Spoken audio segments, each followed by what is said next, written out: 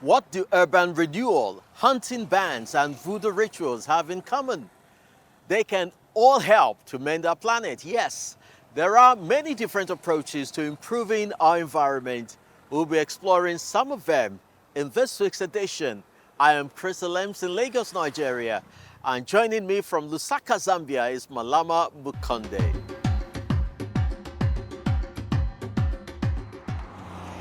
And the very best of greetings from me too. Here's what we've got for you coming up in today's show.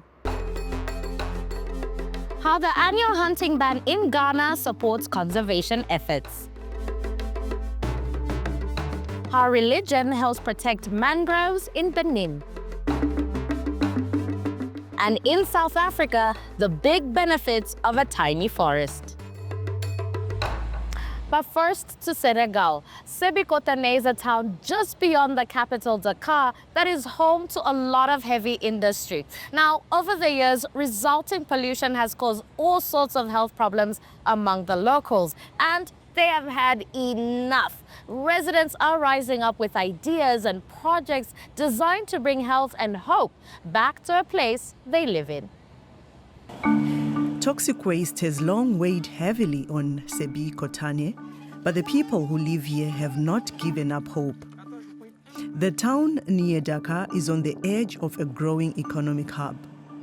The water is polluted, the soil contaminated. The air also contains harmful substances. The sources are 3 recycling plants, according to a group of young environmentalists. While they are raising awareness, the town's mayor wants to bring back the forests. That's our vision, to restore the city and make it green again. Right now, though, things still look bleak in Sébikotane. The scrap metal processing company, Fabri Metal, has long been accused of releasing poisonous gases. In the nearby neighborhood of Sebi Fas, Tahibu Lee is convinced the polluted air is making the children sick. We have 2 babies who are not yet a year old, but they are already suffering from recurring respiratory illnesses. He and other residents are demanding clean air. They spread the word with theater, design posters, and gather signatures. The petition is a way of inviting the public to take part in the fight. At first, it was easy for the accused factories such as Someta to deny responsibility. The firm that processes scrap metal and industrial waste said there was no evidence that it was contributing to the pollution. So the residents brought in expert help. What looks like bed houses are in fact biosensors with pieces of eucalyptus bark that absorb airborne pollutants over a period of months. In 2022, scientists installed 200 of them in Sébikotane, and lab analysis of the data revealed the source of the pollution. Around the factories, we found high concentrations of metals. This is what we call a hotspot. It's an area of 300 meters around the factories. Beyond that, the bark samples also allowed us to identify lower magnitude chronic contamination that's constant over time and extends over a great distance. Fabri Metal responded and now emits fewer pollutants, at least during the day, but young activists filmed this video, which they say shows. After nightfall, the factory is still releasing clouds of toxic smoke. Fabri Metal didn't respond to our request for comment. And Someta, the other metal factory, after years of back and forth, the recycler says it's taken action. It now claims to emit virtually no toxic pollutants. Why? Because we've implemented procedures that not only manage the different types and forms of waste, but also the different types of pollutants. We've installed more than 2,500 filters to effectively filter out all the different chemical components of iron or even plastic waste from items of this kind. In another case, the protests managed to get a factory closed down. The Indian company Gravita used to recycle lead-acid car batteries here without regard for the environment or health. But even though the factory is gone, its legacy remains in the soil and water of this residential area.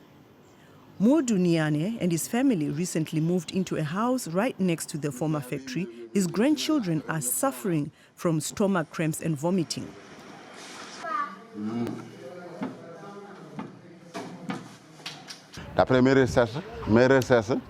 Based on my initial research, I was told it could be lead. Because the problem is this, they are both constantly suffering from stomach aches and vomiting.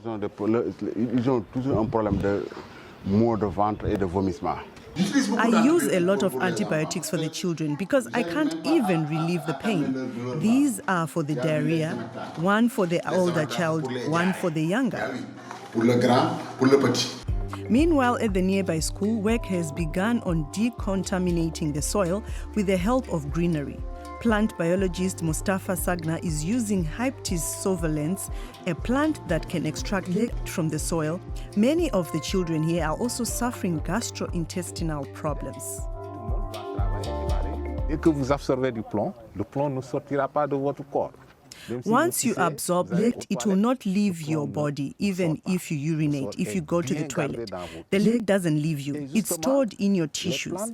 Plants like this one helps us to extract all the lead found in the water and at the school. So these plants can help us solve the problem of soil pollutants. Nous aide à régler le problème des polluants du sol. But that's just the first step. The plan is to bring back trees. When the mayor was a child, there was a forest here. Today, only scarred land remains. He's bought back 6 hectares for the city and wants to restore the forest. And this man is supposed to get it started, Maximilien Pouye, the founder of the local tree nursery. His plan is to plant some new trees, but also to help nature heal itself. The priority is to protect the land because the forest remains in the soil. As soon as we fence it off, it will start to emerge. There are still trees in the subsoil. There are seeds that have survived. They can stay in the soil for a long time. Maximilien Pouye and his helpers are planting sycamore figs, a hardy native species whose leaves are traditionally used to treat coughs and high blood pressure. It's one more part of the Sebikotanis residents' push to restore the natural healthy balance with clean soil and fresh air.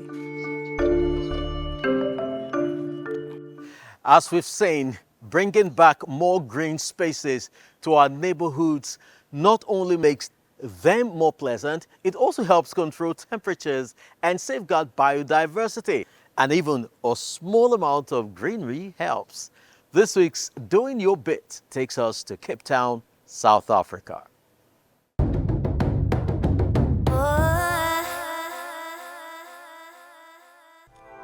Lush, green, small and dense, this 200 square meter verdant patch outside of Cape Town is a pocket forest, an oasis in the midst of a built environment, serving a purpose for both nature and humans. We planted 3 trees per square meter over here. This is what we'd find in a forest after 2,000 years, so we're trying to really speed up the process because this would take thousands of years to naturally form. Using the Miyawaki method to plant pocket forests is a great way to boost biodiversity and restore ecosystems in urban areas. The Miyawaki method, it started in the 1970s in Japan at Yokohama University by Dr. Akira Miyawaki. And he came up with this method when he saw in Japan rapid urbanization taking place and the green spaces disappearing extremely fast. Planting native trees and the most diverse species possible in the tiny forests can help build climate resilience and create community well-being in urbanized areas. The sites for pocket forests are chosen carefully. Their social and historical significance are also taken into account. This forest is in recognition of First Nations people because this is the site where the First Nations people used to live freely before they meeting with the Portuguese and with the Dutch settlers. Ahmad Kamieldeen has teamed up with the Sugi Project, a group that helps to plant pocket forests all over the world and bring nature back to where it's missing. For many people, it's very hard to access the natural environments of the mountains. It may take them 1 hour to 2 hours just to reach there. So we bring this forest closer to people. And it's really become a space to boost mental health and mental well-being in very rough fabrics of our society. The Suki project has helped plant more than 200 pocket forests in 50 cities around the world, and Cape Town now has 5 of them. Day by day, the more biodiversity that we are seeing returning to the forest and the more stories we are hearing from community members, it's really emboldening us to keep going forward with courage in creating pocket forests in South Africa. Now we head to Europe. Around the world, wetlands are disappearing, mainly because of agriculture, resource extraction, and construction. They may only cover a small fraction of the planet compared to forests, but they are more efficient at storing carbon. A pioneering project aims to bring these valuable landscapes back to life. This is a wetland in the making. And that takes heavy equipment, a lot of hard work, and even more time. The forests of the Ore Mountains in southeastern Germany used to be full of peat bogs. Almost all were drained to plant fast-growing spruce during the mining boom. Now a comeback is planned. Wetlands help to preserve biodiversity, cope with climate change, and manage water supplies across the region. Romy Wellner coordinates the project, which aims to re-wet drained forest peatlands across the Ore Mountain region of Saxony. It's initially planned to restore some 80 hectares of bog. That's just a fraction of original wetland areas in the Ore Mountains. Most have been drained and have to be revitalised. We're talking about 60 square kilometres in total.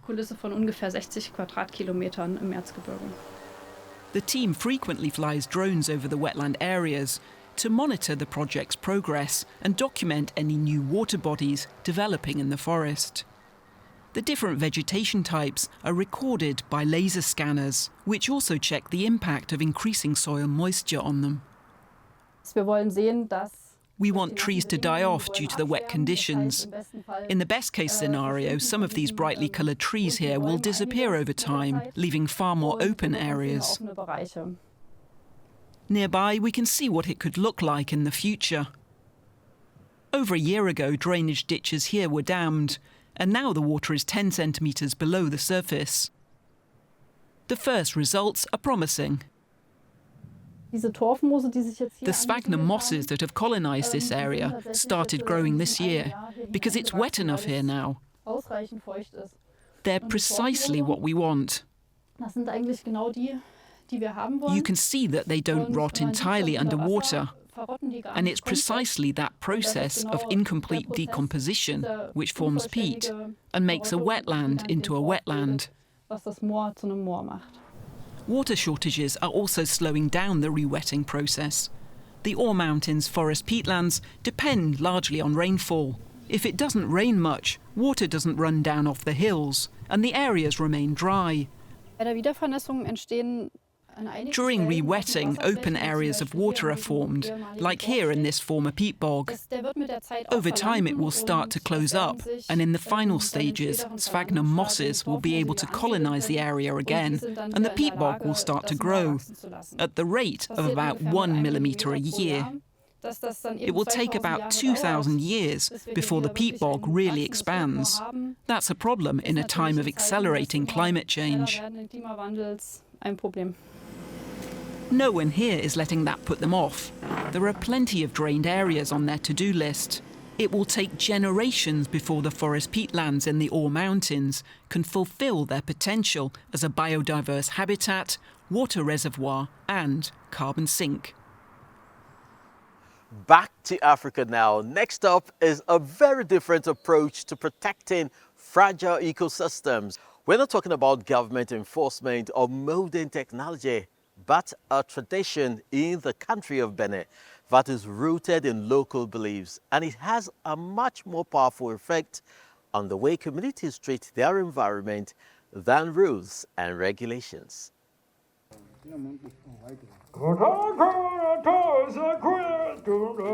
In Benin, ancient spiritual guardians have stepped in where earthly laws have failed. Zangbeto, voodoo night watchmen, are both respected and feared by the local population. Authorities there have long struggled to protect the endangered mangrove forests here at Lake Aheme, which are threatened by overfishing, deforestation, pollution and climate change. Now they have help from the other world. Zangbeto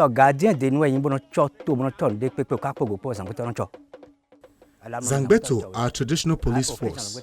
Their purpose is to protect communities. The mangroves in our area are sacred forests. We protect them by putting a Zangbeto fetish here. It watches over the mangroves on behalf of the local community. If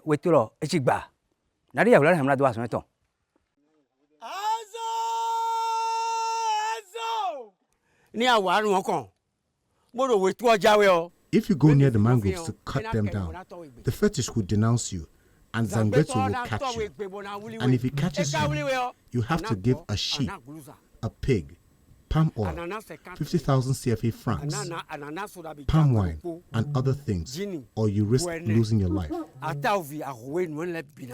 A belief system with a powerful effect, EcoBene, an NGO that has been working with local communities for over 2 decades, supports this partnership between heritage and conservation. Laws to protect mangroves were poorly enforced, but with the help of Zangbeto, villagers have created a 24/7 spiritual surveillance system that no one dares to defy. Ça nous permet quand même de mieux préserver ces écosystèmes et d'offrir l'habitat. It allows us to better preserve these ecosystems and provide a habitat for all the wildlife here. There are birds and monkeys, and it's suitable for fish, crabs, shrimps, and so on too. All these species can find enough space here to grow and reproduce. For the locals, protecting the mangroves helps protect their livelihoods. The action that has been taken will allow fish to multiply peacefully and allow us to survive too. When the men go fishing and I do my bit by collecting oysters, it all helps our family to live better.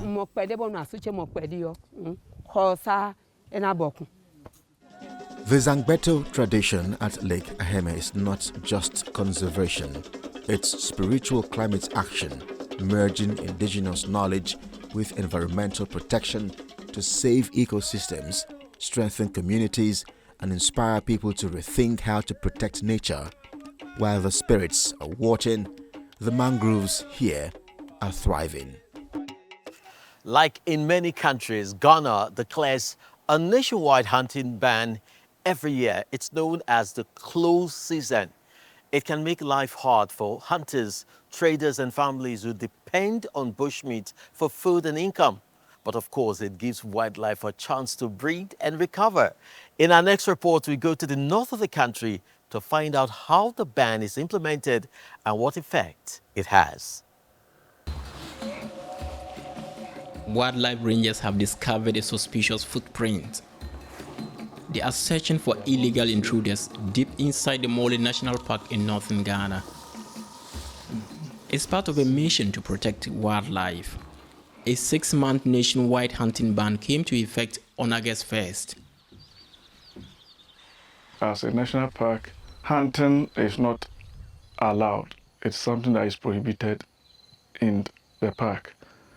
And the closing has come to enforce it or to enhance the seriousness and effectiveness of the law enforcement guys with the rangers to enforce more and effective patrols. Ghana's wildlife is under pressure both from poachers and the loss of habitat. But the ban is not just for animals that are protected anyway in national parks, but also key sources of bushmeat. Only grass cutters can still be hunted, provided hunters have a valid license. The exemption is because they are abundant and not endangered, unlike many other wild species. That is why the 6-month close season was introduced. The aim is to give them a chance to replenish their population at an important time. This is the time animals breed to make or increase population. They are nursing their younger ones, others are pregnant that they need to get to a period to get this offspring delivered for the population of the animals to keep growing. Meanwhile, a farmer from a village on the edge of the park is hunting for bears. He risks at least 1 year in prison. The hunting ban has been in place since the 1970s, but the penalties for violations have been tightened since 2024. The poacher knows he's violating the ban, but the harvest from his field is not enough to live on. He has shot down a white-faced whistling duck.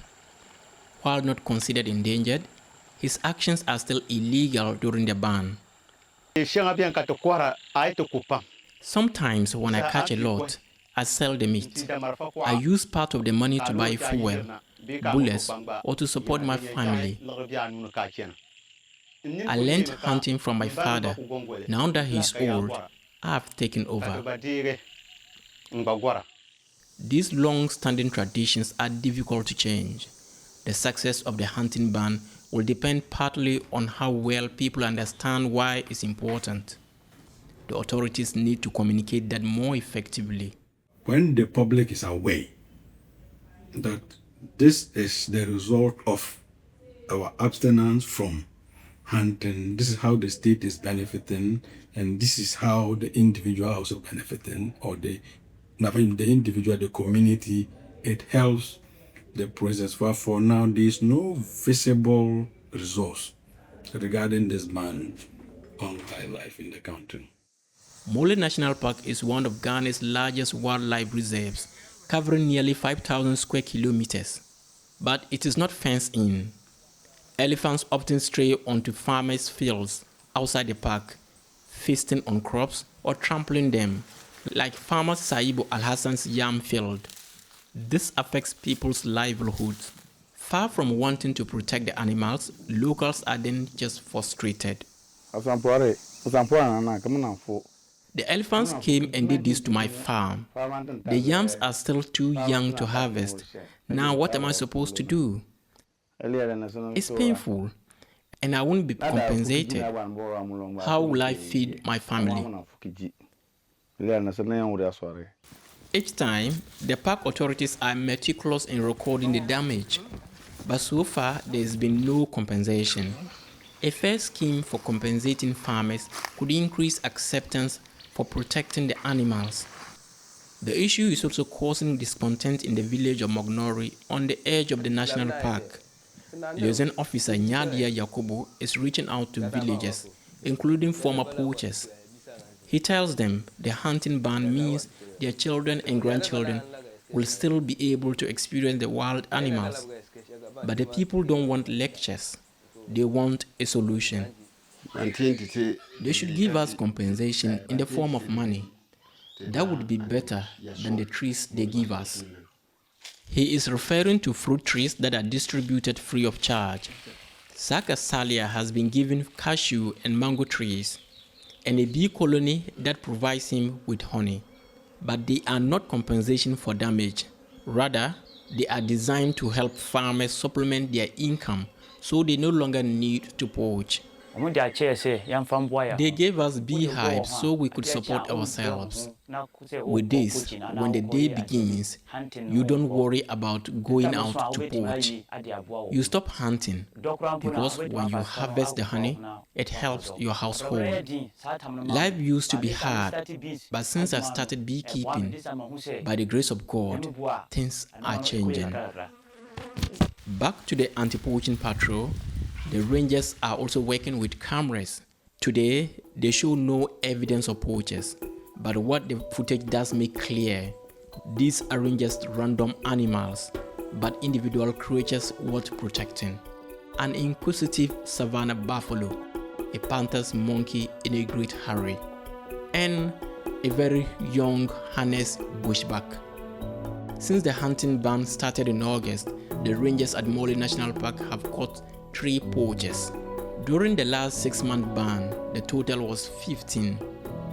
Today, they found nothing, maybe just an unsuccessful day, or perhaps a sign that the hunting ban is working. We really hope you've enjoyed today's show. Thanks for watching. I'm Malama Mokonde in Lusaka. Goodbye. Don't forget to check out our social media channels, and you can also write to us at eco@dw.com. I'm Chris Alems in Lagos, Nigeria. See you next week.